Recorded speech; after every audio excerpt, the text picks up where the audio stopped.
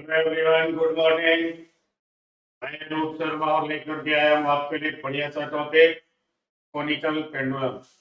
क्योंकि हम लोगों ने पिछले टाइम पे डिस्कस किया था सर्कुलर मोशन, आज उसी से आगे की बात करते हैं और वो है कोनिकल पेंडुलम।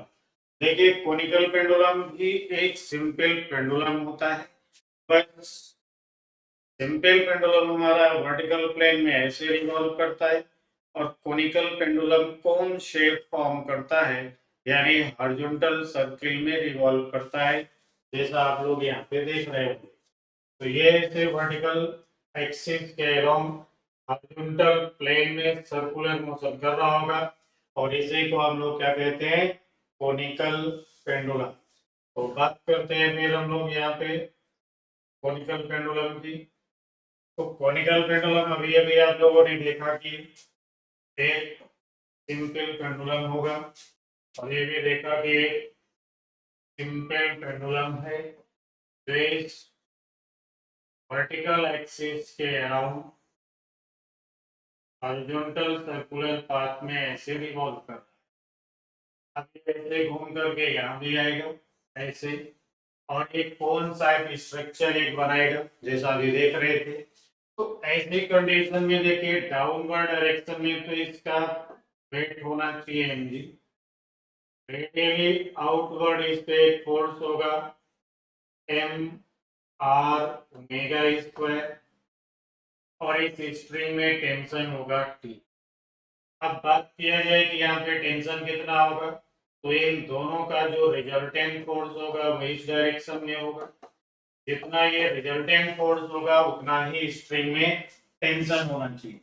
तो अगर हम बात करें टेंशन कितना होगा, तो लिखते हैं अंडर रूट एक फोर्स हो गया mg, स्क्वायर करेंगे and next mv square by r, इसे स्क्वायर कर देंगे। या आप चाहें तो mg स्क्वायर बाई r की जगह पे आप यूज कर सकते हैं m r ओमेगा स्क्वायर, यानी इन सब से हम लोग क्या निकालेंगे भाई, टेंशन।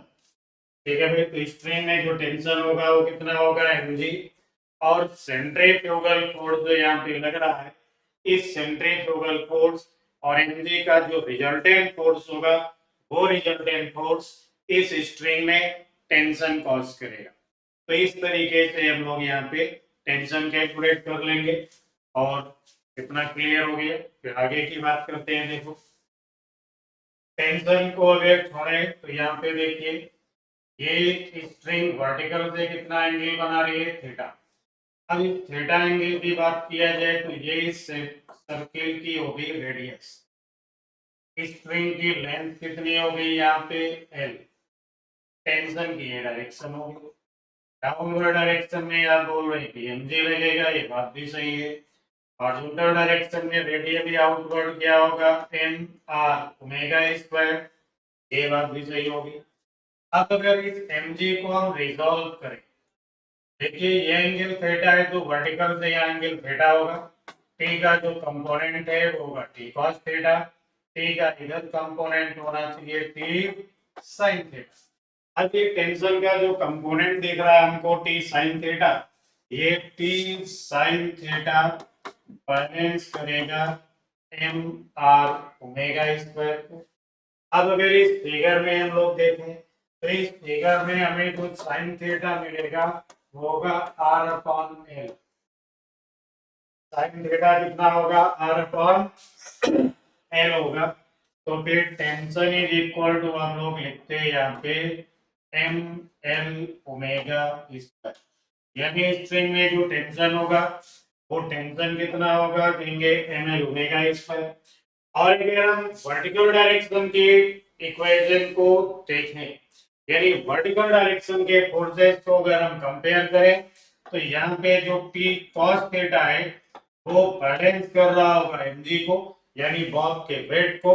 तो यहाँ से टेंशन की वैल्यू हमें क्या मिलने वाली है, mg अपॉन कॉस थीटा। क्या मिलने वाली है यहाँ पे, mg अपॉन कॉस थीटा। तो टेंशन की वैल्यू होगी यानी ml omega square. Vertical direction से देखें तो क्या हो जाएगी, mg अपॉन cos थीटा। तो इस तरीके से भी हम लोग टेंशन कैलकुलेट कर सकते हैं।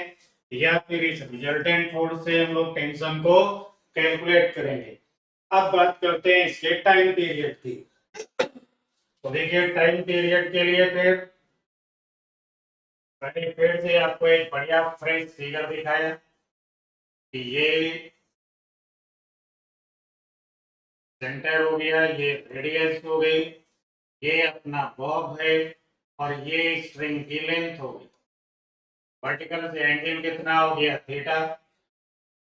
और अभी हमने इधर की तरफ लिखा था एम आर ओमेगा स्क्वायर।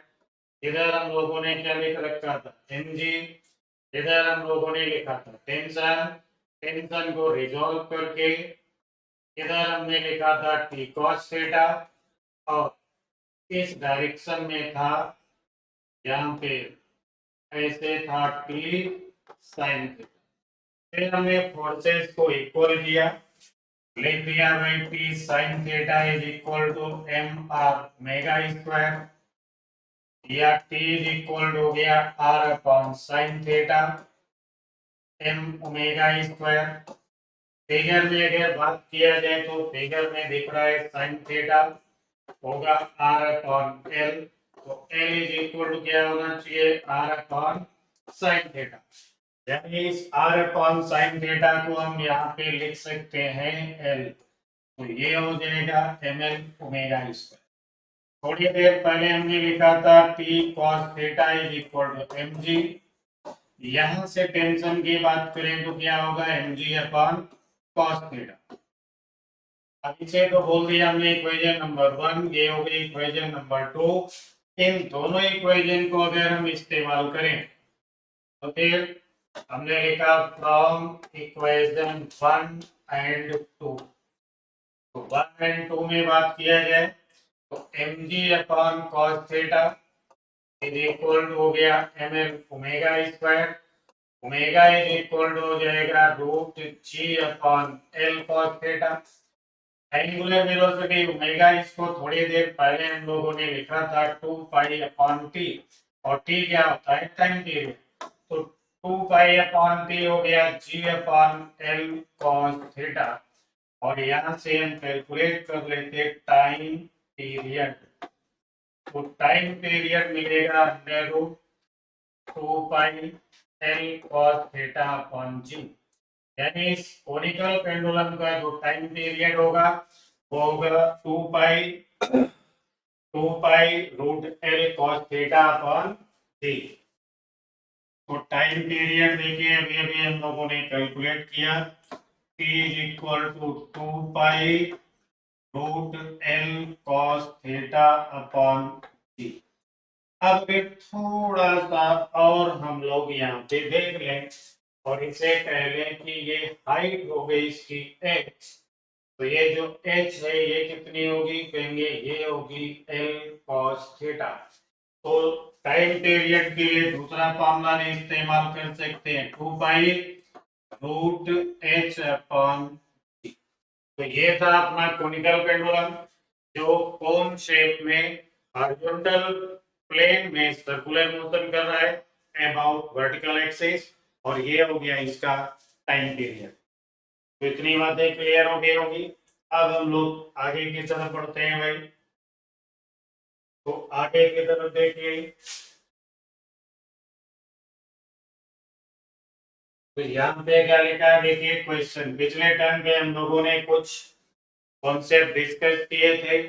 उन कॉन्सेप्ट को उम्मीद है आप लोगों ने रिवाइज भी कर लिया होगा। और रिवाइज कर लिया तो अब हम लोग देखते हैं यहाँ पे एक छोटा सा न्यूमेरिकल। न्यूमेरिकल है speed of particle moving in a circle of radius 2 metre varies with time as v is equal to t square, where t is the second and v in meter per second. Find the radial, tangential and net acceleration.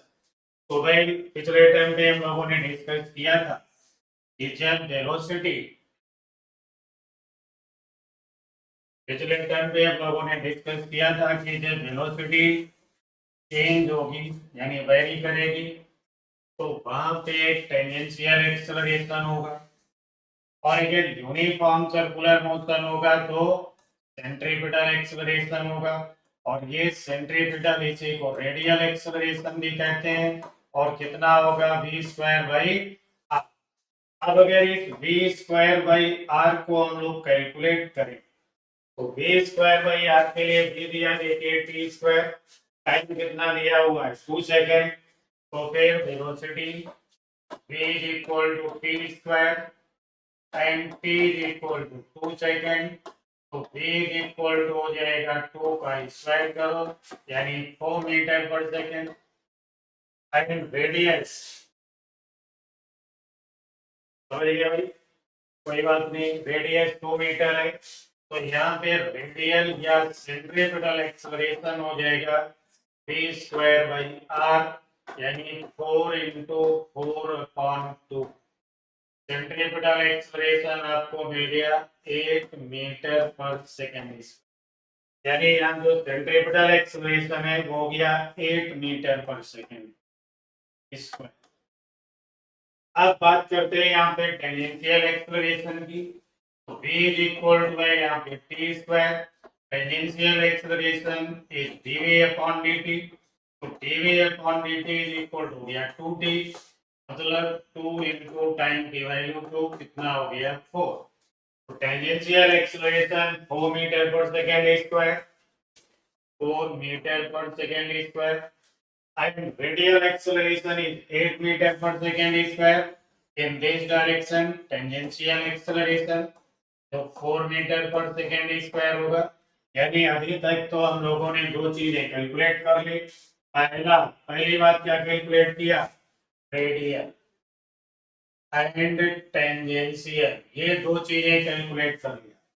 बच रहा अभी हमारे पास में ये net acceleration, तो net acceleration जो particle का होगा वो इधर होगा, और ये नेट एक्सेलरेशन होगा, तो नेट एक्सेलरेशन की बात किया जाए तो होगा under root 80 square plus AC square, यानी अंडर रूट में 4 का स्क्वायर कर देंगे प्लस 8 का स्क्वायर, और कैलकुलेट कर लेंगे रिजल्टेंट एक्सेलरेशन।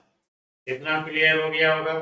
अब इतनी बात क्लियर है, यानी ये नॉन यूनिफॉर्म सर्कुलर मोशन हो गया, क्योंकि यहाँ टेंजेंशियल एक्सेलरेशन भी है और रेडियल एक्सेलरेशन भी है। इसके साथ ही फिर हम चलते हैं अगले पेज पे, तो बात करते हैं फिर नेक्स्ट पेज पे, अगला क्वेश्चन देखते हैं। तो इतना क्लियर हो गया होगा। देखिए नेक्स्ट क्वेश्चन भी आ गया, if a point move in a circle with constant speed prove that its angular speed about any point on the circle is half of that about the center। कोई बात नहीं, आगे हम लोग देखो। तो भाई देखिए ये मिल गया। अब बात करते हैं हम लोग, यानी यहाँ पे जो क्वेश्चन है अपना लिखा है, point move along circle with constant speed prove that it's angular speed about any point on the circle is half of that about the center।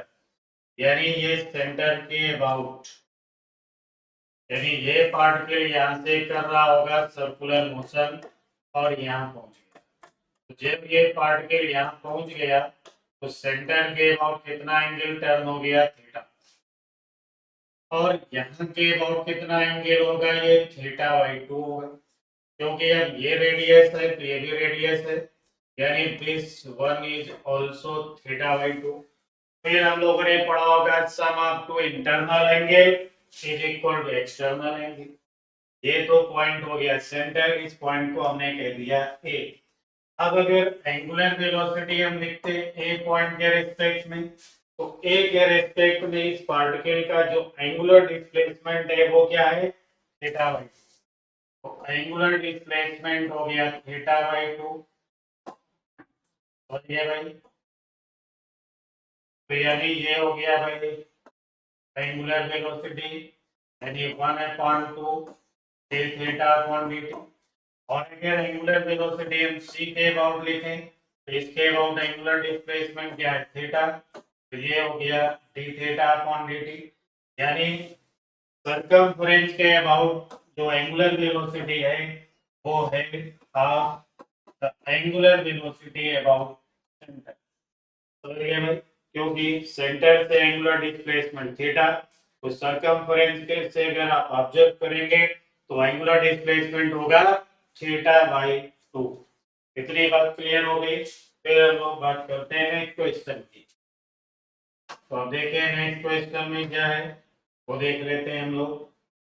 तो नेक्स्ट क्वेश्चन, अगला क्वेश्चन है भाई, particle moving in circular path of radius R, if coefficient of friction varies according to distance from center as mu is equal to mu naught 1 minus x upon r, where x is the distance from center, find the maximum velocity attained by particle। कोई बात नहीं, ये देखिए circle है। अब ये जो particle है अपना यहाँ पे, अपना जो पार्टिकल है वो यहाँ पे है, ये सेंटर हो गया भाई, सेंटर से कितनी डिस्टेंस हो गई x, और सेंटर से ये डिस्टेंस कितनी है r। तो जब पार्टिकल हमारा यहाँ पे घूम रहा होगा तो मान लो उसकी वेलोसिटी कितनी है v। अब v वेलोसिटी पार्टिकल की इधर होगी, ठीक है भाई। डाउनवर्ड डायरेक्शन में इसका वेट हो जाएगा mg, रेडियली आउटवर्ड होगा फिर यहाँ पे mx ओमेगा स्क्वायर, या हम कहेंगे mv square upon x, mv square upon x। जब ये mv स्क्वायर अपॉन x लगेगा यानी सेंट्रीफ्यूगल फोर्स, यहाँ पे देखिए मैंने सेंट्रीफ्यूगल फोर्स सेलेक्ट किया है, क्यों? क्योंकि जो खुद सर्कुलर मोशन करता है ना उसे सेंट्रीफ्यूगल फोर्स महसूस होता है, और इस सेंट्रीफ्यूगल फोर्स को बैलेंस करने के लिए इधर आएगा फ्रिक्शन, और ये होता है म्यू इनटू एन। एन क्या है? Normal action. तो यहाँ जो नॉर्मल एक्शन है वो किसको बैलेंस करेगा? एनजी को। फ्रिक्शन हम लोगों ने लिखा म्यू एन होता है, यानी ये होना चाहिए म्यू एनजी, और ये जो फ्रिक्शन है वो बैलेंस किसको कर रहा है? M V square upon X को, mv square upon x को, and mu is given as a function of x। तो हम यहाँ पे लिखते हैं भाई कि mg, फिर ये हो गया mu naught 1 minus x upon r, यानी friction is equal to mv square by x. m और m तो कैंसिल हो गए भाई, तो यहाँ से मिलेगा v square is equal to mu naught x minus x square by r, और एम तो कैंसिल हो गया अभी, ठीक है। साथ में आ गया जी, ये होगा ये वेलोसिटी। अब यहाँ पे हमें कैलकुलेट क्या करना है? तो कैलकुलेट करना है मैक्सिमम वेलोसिटी, यानी मैक्सिमम वेलोसिटी, मैक्सिमम मिनिमम की कंडीशन लगानी पड़ेगी। तो अभी हमने लिखा भाई v square is equal to mu naught G X minus x square upon R. अब हम कहेंगे फॉर मैक्सिमम वेलोसिटी, यहाँ पे dv upon dx is equal to क्या होना चाहिए? 0। अब डिफरेंशिएट करेंगे तो ये हो गया 2v dv upon dx is equal to mu naught g और 1 माइनस 2x अपॉन, समझ गए भाई? 2v dv upon dx is equal to mu naught j 1 minus 2x upon r, ठीक है भाई। आगे देखते हैं फिर, यानी अभी अभी हम लोगों ने इसे डिफरेंशिएट किया। किसको डिफरेंशिएट किया था? Mu naught G X minus x square by R, इसको लिखा था हमने वी स्क्वायर, डिफरेंशियल हुआ 2v dv अपॉन dx, फिर लिखा हमने म्यू नॉट जी 1 माइनस 2x अपॉन r। अब dv अपॉन dx को हम क्या लिखेंगे? 0। तो dv अपॉन dx को 0 लिखेंगे तो 0 इज इक्वल टू हो गया म्यू नॉट जी 1 माइनस एक्स अपॉन 2r, नहीं 2x अपॉन r। तो भाई x इज इक्वल टू हो गया r बाई 2। अब x की वैल्यू हमको मिल गई r बाई 2, तो मैक्सिमम वेलोसिटी क्या होती? होती म्यू नॉट इनटू जी, ये फॉर्मूला लिख लेते, x की जगह पे क्या लिखेंगे? r by 2, minus R square upon 4r कर देते is equal to v square. तो आज से का कैंसिल हो जाता है भाई, r/2। यानी अभी हम लोगों ने कैलकुलेट किया x is equal to r/2।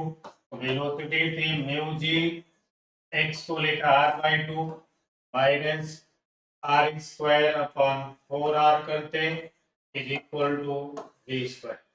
अब देखिए ये जो स्क्वायर है यहाँ से कैंसिल हो गया, तो हमने mu naught G R common लिया, 1/2 minus 1/4 is equal to v square. तो अब यहाँ से हमको भी मिल जाएगा। ठीक है भाई, यानी ये डिस्टेंस पहले तो हमने कैलकुलेट कर लिया x, क्योंकि पार्टिकल अपना यही था, और इधर की तरफ था mv square by R, mv square by x, और इस डायरेक्शन में हम लोग फ्रिक्शन लिख रहे थे, ऐसा भी पिछले फिगर में हमने बताया था। तो एग्जैक्टली यहाँ से ये वेलोसिटी मिल गई, यानी पार्टिकल यहाँ जो मैक्सिमम वेलोसिटी गेन कर सकता है वो ये होगी। ठीक है भाई, इतना क्लियर हो गया होगा। अब अगर इतना क्लियर है तो फिर आगे बढ़ते हैं हम लोग। इतना क्लियर हो गया भाई, चलिए फिर next.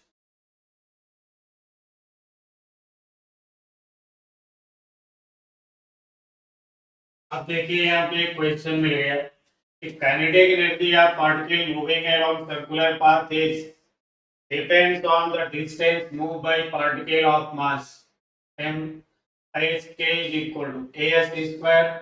Find net force acting on the particle, assume radius of circle is r। तो भाई यहाँ पे देखिए बात ये है कि जब पार्टिकल मूव कर रहा है, जैसे सर्कुलर पाथ पे पार्टिकल मूव कर रहा है, और जैसे जैसे उसकी डिस्टेंस बढ़ रही है उसी के अकॉर्डिंग पार्टिकल की काइनेटिक एनर्जी बढ़ रही है। अब काइनेटिक एनर्जी होता है half M V square. Particle का मास तो इंक्रीज कर नहीं रहा है, फिर इंक्रीज क्या हो रही है, वेलोसिटी इंक्रीज हो रही है। It means this is non uniform circular motion, non uniform circular motion. अब हमने लिख दिया भाई काइनेटिक एनर्जी। काइनेटिक एनर्जी क्या होती है, हाफ एम वी स्क्वायर। और ये जो काइनेटिक एनर्जी है हाफ एम वी स्क्वायर, ये किस पे डिपेंड कर रही है, ए एस स्क्वायर। तो एम वी स्क्वायर कितना हो जाएगा, 2 ए स्क्वायर, और M V square by R कर दें अगर हम यहाँ पे, तो ये 2 स्क्वायर बाई आर हो गया, और ये हो गया सेंट्रीपिटल फोर्स। समझिए ना कैसा फोर्स हो गया, सेंट्रीपिटल फोर्स। लेकिन अब वेलोसिटी इंक्रीज हो रही है, मतलब ये नॉन यूनिफॉर्म सर्कुलर मोशन है, तो अभी हम इस M V square is equal to 2 square को फिर डिफरेंशिएट करेंगे। ये हो गया M V 2v dv upon dt, इधर 2a लिख लिया, और ये हो गया 2s ds अपॉन dt। देखिए 2 से 2 तो कैंसिल हो गए, और ds अपॉन dt क्या होना चाहिए, वेलोसिटी होना चाहिए। तो हमने इस ds अपॉन dt और इस v को कैंसिल कर दिया। कैंसिल कर दिया तो यहाँ क्या मिला, m dv upon dt। m dv upon dt कितना हो गया, 2as। m dv upon dt is called tangential force, तो टेंजेंशियल फोर्स हो गया 2as। अब बात करें अगर यहाँ पे हम सर्किल में, तो ये होगा सर्किल, इस डायरेक्शन में लगेगा टेंजेंशियल फोर्स जो हो गया 2as। इधर की तरफ सेंट्रीपिटल फोर्स जो होना चाहिए 2as स्क्वायर अपॉन r। अब इन दोनों का जो रिजल्टेंट फोर्स होगा वो इधर लग रहा होगा, तो ये नेट फोर्स कितना होना चाहिए, अंडर रूट 2as स्क्वायर करेंगे plus 2as upon r add करेंगे, स्क्वायर करके ऐड करेंगे, स्क्वायर रूट लगाएंगे। This is the net force acting on particle. ठीक है, देखिए कितना इजी क्वेश्चन है, समझ में आ गया होगा भाई। तो फिर अब हम लोग बात करते हैं नेक्स्ट। तो नेक्स्ट क्वेश्चन में अगर हम चले तो नेक्स्ट क्वेश्चन पे देखो,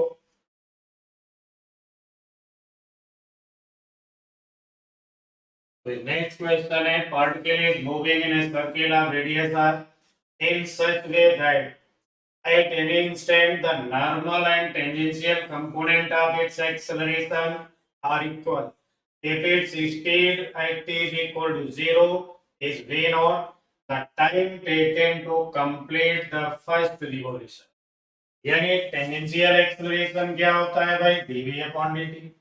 tangential acceleration is dv upon dt and radial acceleration क्या होगा, v स्क्वायर बाई r. तो हम यहाँ पे अगर इसे dv अपॉन v स्क्वायर लिखें तो ये हो गया 1 अपॉन r और इधर हो गया dt. अब इसे इंटीग्रेट कर लें. पहले देखिए ये tangential acceleration is equal to centripetal acceleration लिखा गया. ठीक है भाई, फिर इसको इस फॉर्मेट में किया मैंने. अब देखिए जब टाइम था 0 तो वेलोसिटी क्या थी, v नॉट.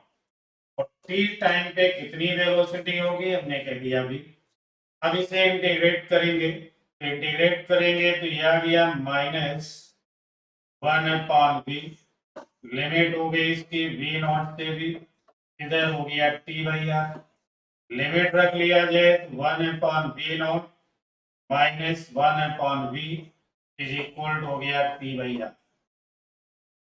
समझिए भाई, ये हो गया. अब यहां से हम वेलोसिटी को कैलकुलेट करेंगे तो भाई 1 upon v is equal to हो जाएगा 1 by v nought minus t by r. अब v कैलकुलेट करें तो ये हो जाएगा v nought r upon r minus v nought t. यानी ये हो गई वेलोसिटी. अब इस वेलोसिटी को अगर हम लिखें ds अपॉन dt, क्योंकि rate of change of displacement is called velocity, तो ये हो गया v nought r upon r minus v nought t. तो ds integration is equal to v nought r और ये हो गया dt upon r minus v nought t. इसे इंटीग्रेट कर देंगे. तो जिस समय टाइम था 0, डिस्प्लेसमेंट क्या था 0. अब टाइम चाहिए हमको तो टाइम लिख दिया हमने t और जब डिस्प्लेसमेंट कितना हो जाए 2 पाई r, यानी पार्टिकल कितना मूव कर जाए 1 रिवॉल्यूशन. तो 1 रिवॉल्यूशन यानी अब अगर इधर देखें तो डिस्प्लेसमेंट कितना हो गया 2 पाई r. एक राउंड में कितना डिस्प्लेसमेंट होगा 2 पाई r. यहाँ पे तो पहले से ही लिखा है v नॉट r, कोई बात नहीं. अब इसे इंटीग्रेट करेंगे, तो ये आ गया माइनस 1 अपॉन v नॉट